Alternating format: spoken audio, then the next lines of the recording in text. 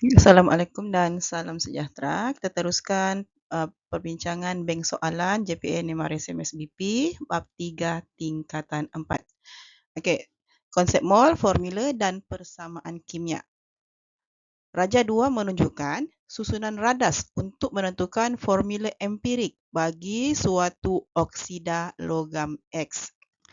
Okey, jadi kita ada gambar raja diberi. Okey, kita ada tabung uji di sebelah kiri, tabung uji di sebelah kanan.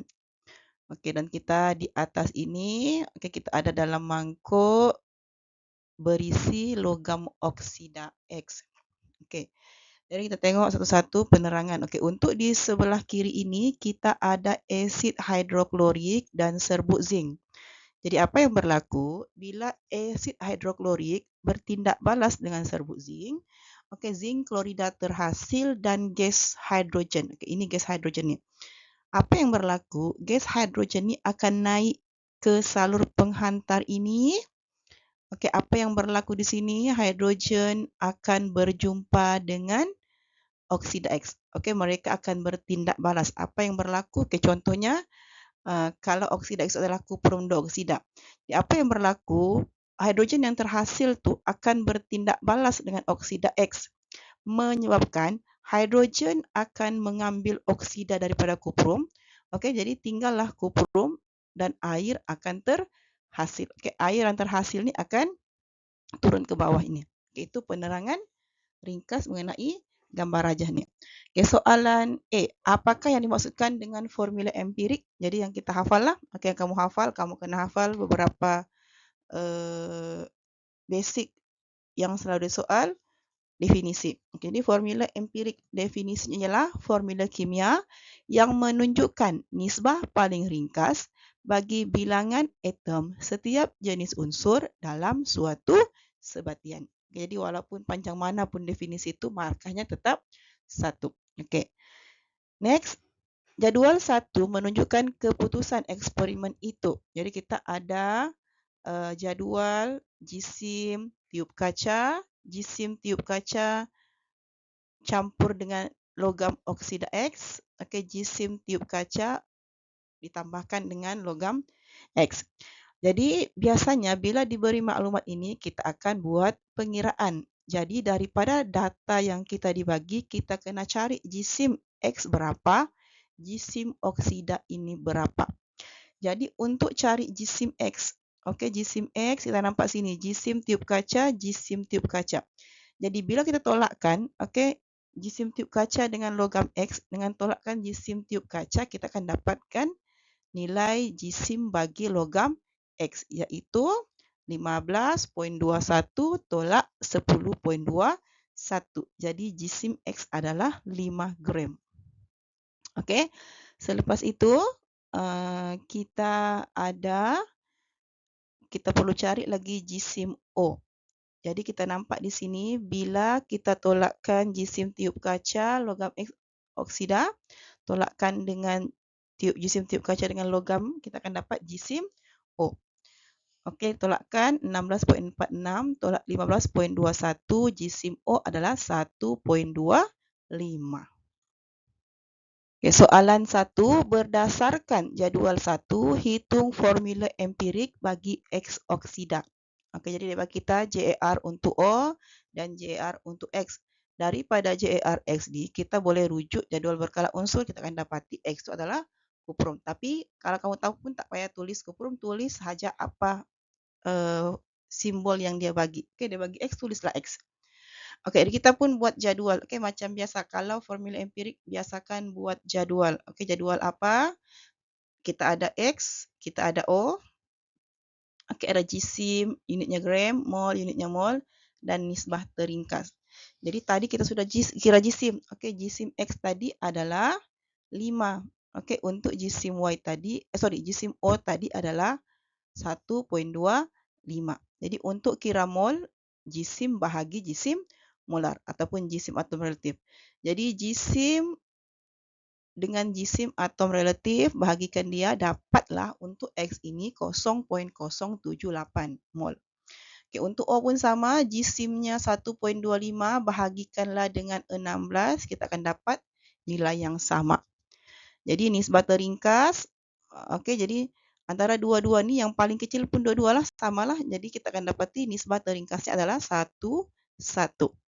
Maka formula empirik kita adalah XO. Okey, markahnya kita kira jisim tadi, kita kira mol dan jawapan akhir formula empirik. Soalan kedua. Tulis persamaan kimia bagi tindak balas oksida X dalam kaca. Jadi tadi dalam kaca apa yang berlaku, oksida X bertindak balas dengan hidrogen. Okey, menghasilkan logam X dengan air. Jadi kita tulis asalnya X. Okey, tak payah kita tukar pergi kuprum, tulis apa yang dia bagi. Okey, kita dapati X O, okey, bertindak balas dengan H2 menghasilkan X dan H2O. Jadi tidak perlu seimbangkan, sebab itulah kita ada satu markah. Okey, soalan kedua.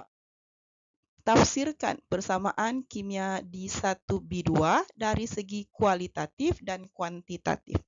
Jadi kualitatif tu apa? Kualitatif tu kita tulis apa bahan dan hasil. Manakala kuantitatif kita tuliskan nilai-nilai mol di depan setiap sebatian ini. Jadi untuk kualitatif, okey, kita akan tulis bahan tindak balas ialah X oksida dan hidrogen. Manakala hasil tindak balas ialah X dan air.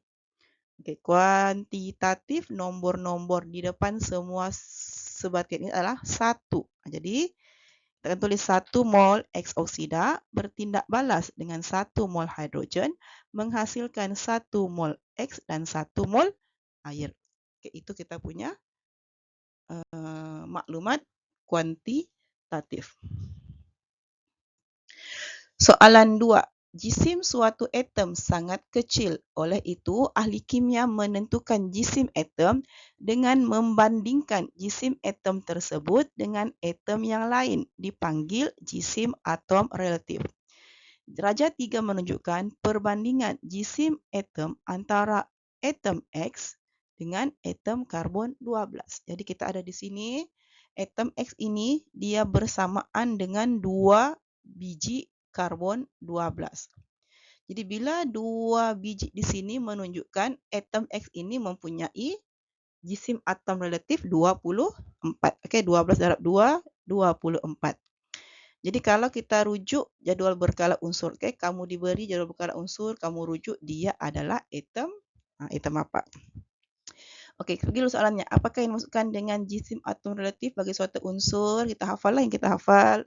Okey, jisim purata bagi suatu atom, suatu unsur dibandingkan dengan 1/12 jisim suatu atom karbon 12. Okey. Next. B. Kenal pasti atom X. Jadi tadi kita tunjukkan gambar rajahnya. Okey, satu atom X ini bersamaan dengan 2 atom karbon 12. Jadi 12 darab 2, 24. Okey, bila kita rujuk jadual berkala unsur. Okey, kita rujuk, kita nampak nombor yang besar. Okey, kita ada nombor di atas, nombor yang kecil, di bawah nombor yang besar. Okey, inilah dia punya jisim atom. Okey, di atasnya adalah nombor proton. Jadi 24 adalah magnesium. Okey, tulislah atom magnesium. Okey. Jadi apa-apa unsur yang sendiri, yang logam tu sentiasa tulis atom. Okey, soalan C. Apakah jisim atom relatif bagi atom X? Jadi kita tahu tadi, okey, jawapannya 2 kali atom karbon 12 sama dengan 24. Okey, diberikan 2 sebab mengapa karbon 12 digunakan sebagai piawai untuk menentukan jisim atom relatif dan jisim molekul relatif. Okey, jadi kita sudah belajar kelebihan karbon 12. Yang pertama, mudah dikendalikan kerana karbon 12 adalah pepejal pada suhu bilik. Okey, yang kedua, karbon 12 mudah bergabung dengan unsur lain. Jadi cukuplah 2 markah, 2 poin. Okey. Tapi jawapan lain pun boleh. Okey, antara sebabnya juga karbon 12 mudah dijumpai dalam kebanyakan bahan. Okey, selain itu, jisim atom relatif karbon 12 adalah tepat 12. Okey, itu adalah kelebihan-kelebihan karbon 12. Okey, jadi selesai sudah perbincangan bab 3 tingkatan 4. Okey, boleh rujuk di channel YouTube cikgu. Okey, cari bahagian playlist untuk tajuk-tajuk soalan ramalan. Set ke 1, kertas 1. Okey, dan jangan lupa tekan subscribe. Terima kasih.